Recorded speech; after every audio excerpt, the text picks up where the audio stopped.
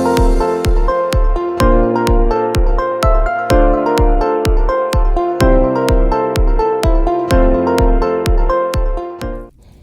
guys, welcome to Big Sister. I hope you guys are having a wonderful day today.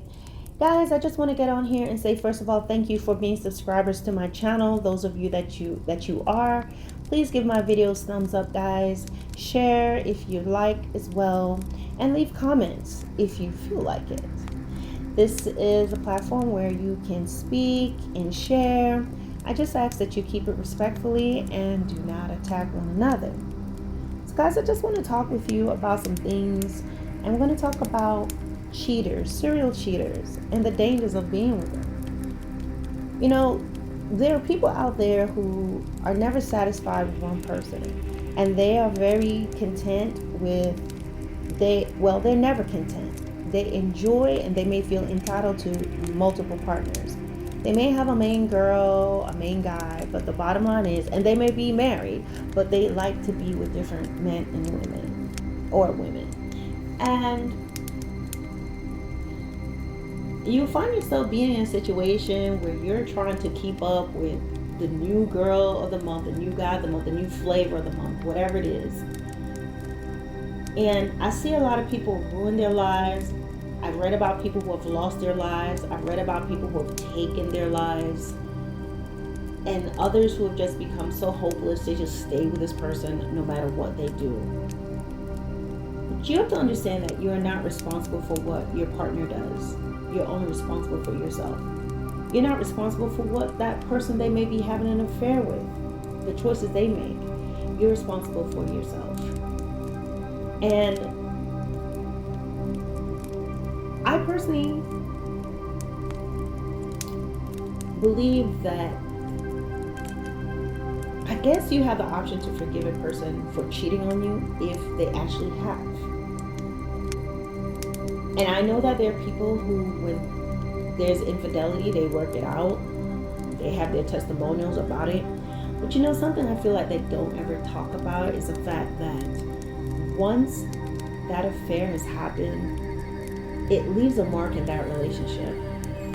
And there are a lot of things that they now have to do to maintain, well, to build the trust again, to maintain it, and to often visit this little spot here, you know, not necessarily going back to it, but kind of ensuring that it's kind of like this. I have had my windshield cracked before. I talked about this in another video that I haven't uploaded yet, but I was driving behind this truck, and I guess the truck had whatever on it, and just a tiny pebble just came off that truck and bing, hit my windshield.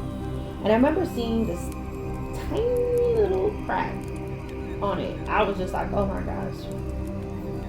And what happened was I went and they at first put they told me that maybe they won't have to really change it yet or something like that.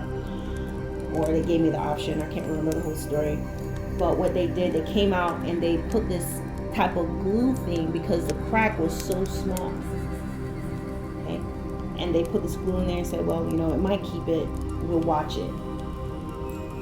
But eventually, it just began to spider out. I saw all around that tiny little crack, it started to get these little tiny lines, and then eventually I just saw it moving. And just once I saw it moving a little bit, I was like, all right, let's just change out the whole windshield.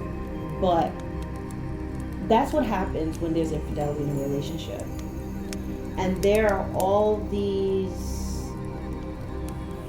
it's never the same. The relationship is never the same, because once it's discovered that the person will cheat on you, you kind of have to revisit, or you have to kind of come back to that little crack and make sure that it's not spreading. Something just changed. Whatever agreements and things that the couple may put in place and implement to say these are agreements, this is what we're going to do moving forward. They always have to revisit that just to make sure everything is still in place. No longer is that man or woman just going to be as they were before, where they confidently walked on the arm of the man or the woman and just felt, I'm it. Now, because they know that that man or woman has the potential of being drawn to another man or woman, they are going to not be as confident. And especially if they sit down together and they discuss who they had an affair with and maybe why. In some cases that doesn't even happen. So the woman or man is always in this state of limbo. But when they do discuss it, and you may see the body type of the person or the features of the individual he or she had an affair with, the height, whatever. Whenever you see a person that looks like their type, you're gonna look at their face, right? There's gonna be this thing where you may subconsciously glance at the person to see how they are reacting, and you may still see that their eyes light up a little bit more, because even when the person feels sorry, doesn't change the fact that they were attracted to someone else, or they have this type that they're attracted to. It's there, but they may now be in a position where they're saying, I'm not going to cross those lines. And once that's there in the relationship and you have to deal with that, I'm just saying. So even when people stay together, there's always that thing there, okay? It's not the same, okay?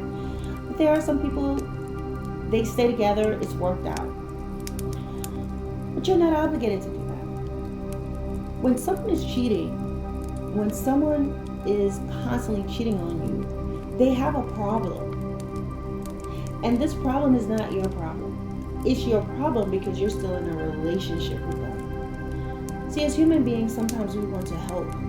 Sometimes we have to realize there are some things that it's not our place to do. And in the meantime, you cannot put yourself in a state where you want to help someone who is putting you in harm's way.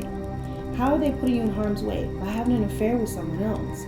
And this person may have a state of mind where they feel like they need to get rid of you. They feel like they need to get rid of you and your family, your children, if you're married and have children.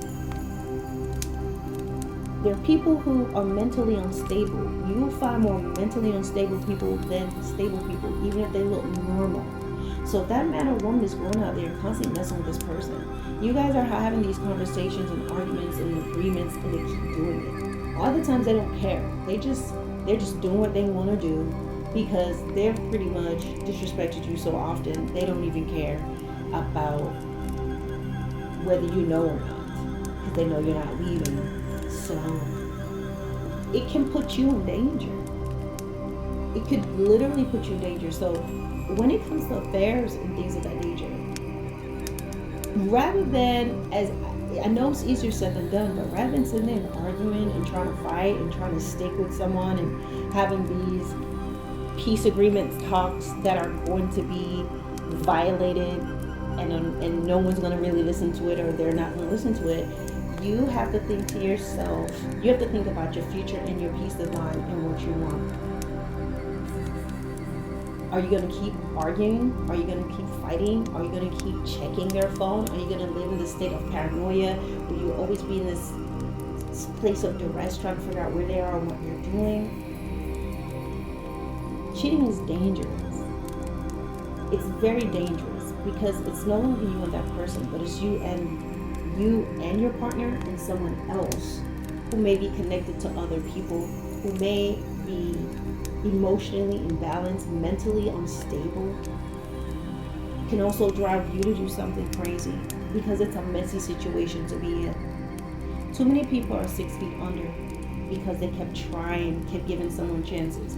Too many people are behind bars because they decided to stay with somebody, or they killed someone's wife or husband or boyfriend, girlfriend, because they wanted that man or woman who was already in a relationship. It's just not worth it. It's just not worth it. So just something to think about. It may be hard to break up with someone. It may be hard to leave them, but aren't you already hurting them? You're hurting in the relationship. Why not go through the temporary hurt of separation, healing, and just know that eventually it's going to get better and you'll be in a better environment. I know everybody's situation is not the same and everybody have different things that they're facing, but this is just it's really something that any person, regardless of situation, should really think about. And if you're ever in a place where you can make changes for yourself or given an opportunity where you can be separated from it, or something that you can do, like you may feel like you literally just love this person so much you can't leave them, but why don't, or you're not strong enough, but maybe an opportunity will come. Maybe you could try to get a job working overseas. There are plenty of contract jobs. Just take the job and leave. Maybe that distance will help you. See? And then get therapy, get help, so you don't keep being in this toxic cycle with this person. But anyway, guys,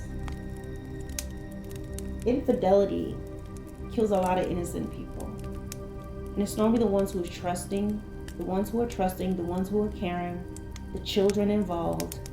It's just not something that you can control. As exciting and as euphoric as it may appear to be and seem to be, it is a very dangerous game.